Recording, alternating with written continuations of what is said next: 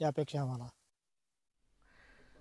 धाराशिव जिल्हा मध्यवर्ती सहकारी बँकेने आता शेतकऱ्यांकडे असलेली थकबाकी वसूल करण्यासाठी जप्तीची प्रक्रिया सुरू केली। प्रमाणपत्र मिळवण्यासाठी सहकार विभागाच्या माध्यमातून जिल्ह्यातील 1409 शेतकऱ्यांना नोटीस पाठवण्यात आल्या। मुद्दल आणि व्याजासह शेतकऱ्याकडे 114 कोटी रुपयाची थकबाकी आहे।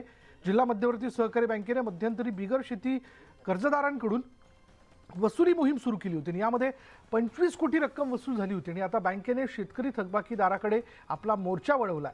जिल्ह्यात 9827 शेतकऱ्यांकडे साधारण आपण जर लक्षात घेतलं तर 49.98 कोटी मुद्दल, तर त्याचं व्याज हे 64.90 कोटी म्हणजेच 114 कोटी रुपये थकले आहेत। आणि याच वसुलीसाठी जिल्हा बँकेनं आता जप्ती प्रमाणपत्र मिळवण्याकरता प्रक्रिया सुरू केली आहे। बँकेच्या या कारवाईने जिल्ह्यातील शेतकरी चांगलाच अडचणीत आलाय।